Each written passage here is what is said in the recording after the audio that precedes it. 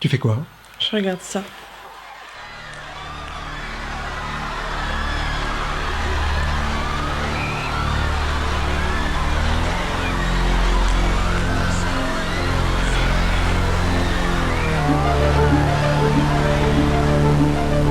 Une invasion de zombies?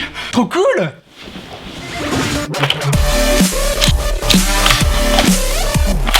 Ah bordel, depuis le temps que j'attendais ça!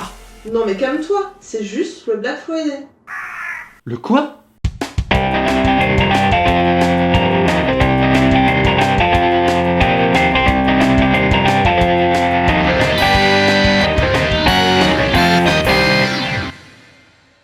Le Black Friday, c'est le 4e vendredi du mois de novembre. Ou le lendemain de Thanksgiving, si vous préférez. Et là, vous allez me dire... Quand est-ce qu'on mange? Tu sors. Non, vous allez me dire... Mais c'est quoi, Thanksgiving? Ok... Dans toutes les séries américaines, on les voit manger de la dinde une fois par an. Et j'ai jamais vraiment compris pourquoi.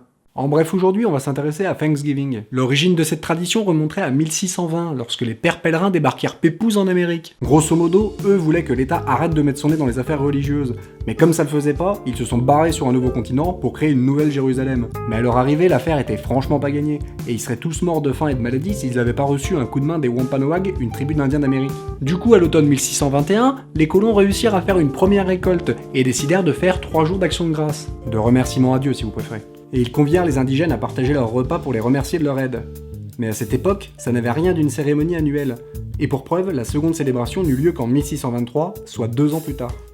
Il faudra attendre jusqu'en 1671 pour que le premier Thanksgiving officiel ait lieu, mais uniquement à Charleston. Donc c'est pas non plus une fête nationale. En tout cas pour le moment. À partir du XVIIe siècle, Thanksgiving commença à être fêté à peu près régulièrement, mais c'était une journée de jeûne et de religion, ce qui est pas tout à fait le même délire qu'aujourd'hui. En fait, la première déclaration d'un Thanksgiving national n'a été faite qu'en 1777, et c'est George Washington qui décrète le premier Thanksgiving Day en 1788. Bon, et là ça devient carrément le sbeul pour caler une date précise. Chaque président en pose au petit bonheur la chance quand ça lui chante, jusqu'à ce qu'Abraham Lincoln s'y colle en 1863 et désigne le dernier jeudi du mois de novembre comme célébration annuelle, sans se préoccuper du fait que le mois de novembre compte 4 ou 6 jeudis en fonction des années. Mais en 1939, Franklin Roosevelt décida de briser la tradition en fixant Thanksgiving à l'avant-dernier jeudi du mois de novembre.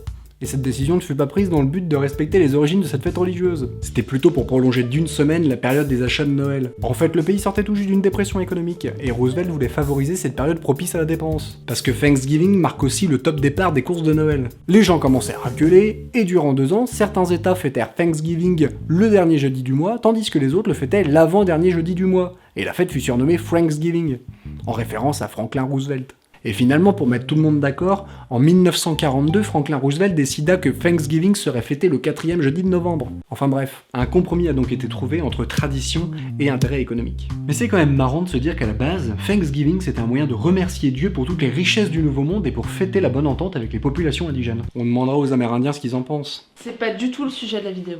Je contextualise. Mais c'est quoi le Black Friday? Ok mec, calme-toi. Le Black Friday, c'est le vendredi noir. La prochaine fois que je fais ça, désabonnez-vous. Bref, cette journée marque le coup d'envoi de la période des achats de Noël et les commerçants en profitent pour lancer de grosses promotions. Mais ça va pas la tête! Le nom, quant à lui, aurait 2 origines. Le black de Black Friday désignerait l'écriture dans les livres de comptes qui passerait de l'encre rouge du déficit à l'encre noire du bénéfice. Donc, en dehors de cette journée, les magasins seraient en déficit toute l'année. Et la deuxième explication résiderait dans les rues noires de monde remplies de consommateurs accourant vers les magasins. Ça me paraît déjà plus probable. Et en fait, y a pas grand chose de plus à expliquer. Du coup, on va balancer des chiffres.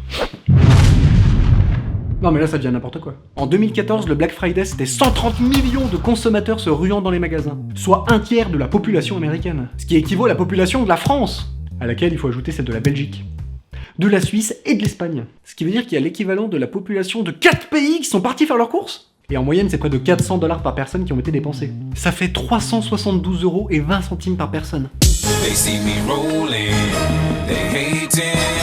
Je vous laisse faire le calcul. Ça fait plus de 50 milliards de dollars de chiffre d'affaires! Non mais tranquille, c'est à peine plus que le PIB annuel de la Tunisie. Mais le plus intéressant avec le Black Friday, c'est l'événement sociologique qu'il engendre. Chaque année, c'est la cohue la plus totale, les gens se battent pour un téléviseur en sol, les services de sécurité peinent à maintenir l'ordre et le respect pour l'être humain se meurt! Peut-être. Et l'apogée de ce phénomène a été atteint dans un Walmart de Long Island en 2008. Monsieur Damour, un jeune homme de 34 ans, a été recruté par une agence d'intérim pour assurer les ventes durant la période des fêtes. Nous sommes vendredi, il est bientôt 5h du matin, le magasin s'apprête à ouvrir ses portes. En face de la jeune recrue, une foule de 2000 personnes, soit l'équivalent de l'Olympia, qui se pressent contre les vitrines. Les gens tapent contre le verre et tentent de forcer le passage. 6 des 10 vendeurs, dont Monsieur Damour, tentent de tenir les portes closes. Soudain, celle-ci se brise et laisse la foule se déverser. Le jeune homme d'1m93 tombe à terre et se fait piétiner. Transporté d'urgence à l'hôpital, il décédera des suites de ses blessures 1 heure plus tard. Eh ben, j'en connais qui ont dû passer un joyeux Noël.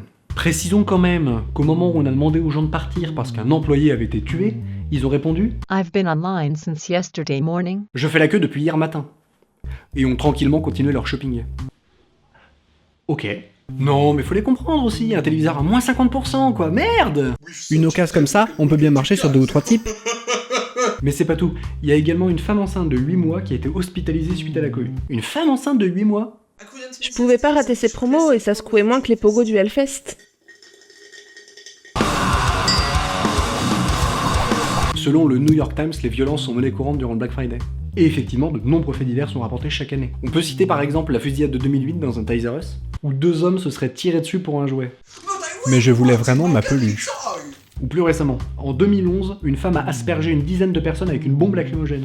20 people were injured. Il est sympa cet épisode spécial, je trouve. Mais en fait, le décès de Monsieur Damour en 2008 avait surtout attiré l'attention des tribunaux sur les moyens de communication et les techniques de vente du magasin.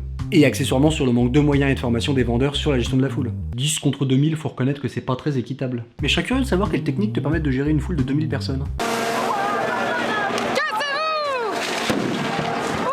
Mis à part les canons à eau et les flashballs, évidemment. Non, mais ce serait pas super pratique de faire circuler le camion dans le magasin. Mais penchons-nous plutôt sur les techniques publicitaires destinées spécifiquement à attirer une large foule en créant une atmosphère de folie et un désordre qui constitue un manque de précaution et une négligence. Comme le souligne le texte de la plainte porté à l'encontre de l'enseigne. On va donc analyser une technique commerciale utilisée pour le Black Friday. Le bait and switch. Bon, littéralement, appâte et change. Ce qui rend pas le truc plus clair en fait. Mais comme son nom l'indique, elle se décompose en 2 parties. Première partie, le bait. Pour appâter les clients, une énorme campagne de publicité est lancée à la télévision, à la radio, dans les magazines et sur internet. Et le leader de ces offres, le Doorbuster! En français, le défonceur de porte. Bon et désolé, mais moi ça me fait penser à ça. Something strange in your neighborhood. Who you gonna call? Sûrement à cause de Buster. Les Doorbusters sont les promotions les plus importantes, souvent sur les produits high-tech, mises en avant lors des campagnes de publicité, comme par exemple celle-ci. On peut voir cette magnifique télé HD 60 pouces à seulement 697,99$. Une économie de 302$, soit 43% de moins que le prix d'origine. Mais faut pas oublier le petit détail qui tue, tant qu'il en reste. Ça va créer une impression de rareté. Et ça va jouer sur notre désir d'acheter. On se dit qu'on risque de passer à côté d'une super affaire. Et ce pour 2 raisons. La première, c'est qu'on a une certaine tendance au raccourci. On pense que ce qui est rare est précieux. Ce qui n'est pas du tout une vérité absolue. Par exemple, ce dessin que je viens de faire est unique, donc rare. Mais on est d'accord, pas du tout précieux. Et la seconde raison, c'est qu'on craint de ne jamais pouvoir posséder cette télé. Et bordel, ça me ferait mal! Notre liberté de choix est menacée et on accorde immédiatement plus de valeur à cette télé qu'elle n'en a réellement. C'est en partie ce qui nous pousse à l'acte, d'autant plus que le temps est limité. Bah ouais, le Black Friday c'est juste une journée. Même si ça tend à ne plus être tout à fait vrai. Mais on en reparle tout à l'heure. On a donc repéré le magasin qui nous proposait cette offre alléchante. Target! Non mais sérieusement, le nom du magasin c'est Cible. C'est plutôt évocateur. Et voilà comment un magasin peut s'assurer qu'on fasse la queue devant ses portes et pas devant celle de ses concurrents. On se pointe 4 heures avant l'ouverture, et une centaine de personnes attendent déjà devant vous. Bah ouais, on n'est pas les seuls à avoir vu l'offre. Des milliers de personnes nous entourent. Et potentiellement, ces gens désirent la même chose que nous. Ce qui nous fait convoiter cette télé encore plus. Et cela entraîne même une réaction physiologique. Le son afflue, le champ de vision rétrécit. Les émotions affleurent, la raison recule. Quand les portes s'ouvrent, on se précipite. Et c'est bien là-dessus que comptent les magasins. À ce moment, notre état psychologique et l'empressement que crée la situation pourraient nous amener à sauter sur tout ce qui ressemblerait à une occasion. Et nous arrivons à la seconde étape, le switch. Essoufflés par notre course, nous arrivons enfin au rayon des téléviseurs. Mais... Surprise, motherfucker! Il n'y a plus de télé! Il n'y avait que quelques exemplaires. De dépit, nous nous tournons vers les autres offres présentées en magasin. Et l'on découvre que beaucoup d'autres produits sont étiquetés Black Friday ou prix le plus bas. Et là, on retrouve espoir! Mais qu'on soit bien d'accord, ça ne veut rien dire. Rien ne nous garantit que ces produits soient soldés. Et prix le plus bas peut être collé n'importe où. Faut préciser, prix le plus bas de quoi? Du magasin, du marché, du moment? Sans référentiel, ça n'a pas de sens! Et du coup, on se retrouve à acheter un autre modèle. plus cher ou de moindre qualité. Voire les deux. Avec le bordel ambiant, on va pas prendre le temps de comparer les prix. On chope ce qu'on peut. Oh, et on pourra en profiter pour jeter un œil aux autres promos. Bait and switch. Enfin ça c'est juste pour la technique commerciale. Mais celle-ci repose sur un mécanisme de notre cerveau. Notre volonté à rester cohérent. On réagit généralement de façon à justifier nos décisions antérieures, plutôt que d'analyser à nouveau l'enchevêtrement d'informations et les raisons qui nous ont emmenés dans ce magasin. C'est bien plus facile de se conforter dans le comportement entrepris, en allant au bout de l'acte, quitte à acheter n'importe quoi. Pour reprendre notre exemple de tout à l'heure, on a repéré une télévision en promotion en feuilletant un magazine aux toilettes, on en a discuté avec notre copine, on a décidé de l'acheter, on a pris la voiture pour aller au magasin, galérer à se garer, poireauter 4 heures dans le froid avec la goutonnée, pour finalement se mettre à courir et pousser tout le monde dans le seul but d'acheter cette putain de télé. Et vous vous imaginez repartir sans rien acheter? Non mais c'est pas forcément une histoire vraie. Le truc c'est que notre cerveau serait bien embêté pour justifier ce comportement. Et vous pour l'expliquer à votre copine. Bon du coup on se retrouve avec un autre téléviseur que celui qu'on voulait et quelques articles supplémentaires récupérés en chemin. Et là tous les moyens sont mis à votre disposition pour vous faciliter l'achat. La vie. Des recrues supplémentaires en quantité importante. La direction a refusé toutes les demandes de congés de manière à avoir tout le personnel à disposition. Vous avez des caisses d'appoint et plus récemment un système de paiement mobile. Vous pouvez régler directement dans le magasin à l'aide de tablettes auprès des vendeurs.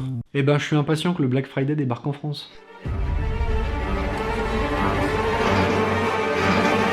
Oh non, ça a déjà commencé. Depuis 2012 ? En fait, le phénomène commence à s'étendre sur d'autres territoires que les États-Unis, comme le Canada, l'Angleterre, la Belgique ou l'Afrique. Mais c'est une pandémie, bordel ! Et en plus, le Black Friday commence aussi à s'étaler dans le temps. Ainsi, les magasins ouvrent de plus en plus tôt, jusqu'au soir même de Thanksgiving, ou sur une dizaine de jours chez certains commerçants. Donc on ne citera pas ici, durant la Black Friday Week. Et même les petits commerçants s'y mettent avec le Small Business Saturday. En gros, c'est le Black Friday du samedi dans les boutiques du centre-ville. Pourtant, on constate un phénomène étrange ces dernières années. Les images que vous allez voir sont particulièrement violentes et ont été tournées durant le Black Friday de cette année. Âme sensible, s'abstenir.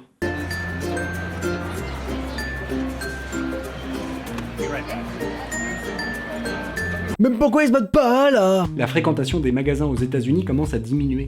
Même en Angleterre, on a pu assister à des scènes étranges.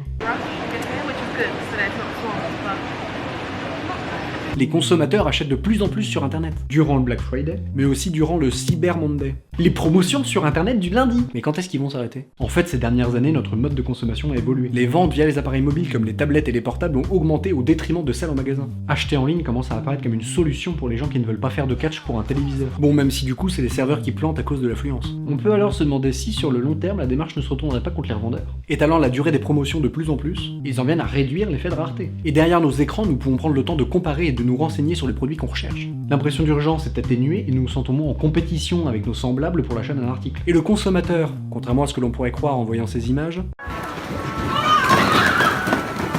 est un être intelligent, capable de s'adapter. Nous commençons à nous habituer à n'acheter qu'en solde. Et on a bien compris qu'il n'y avait pas qu'un seul jour de promotion dans l'année. Alors n'hésitons pas à tirer parti de ces réductions, en évitant les violences physiques. Mais n'oublions pas que le meilleur moyen de faire une belle économie reste encore de se demander si on a vraiment besoin d'un nouvel écran plat. Alors gardez l'esprit critique, et à la prochaine.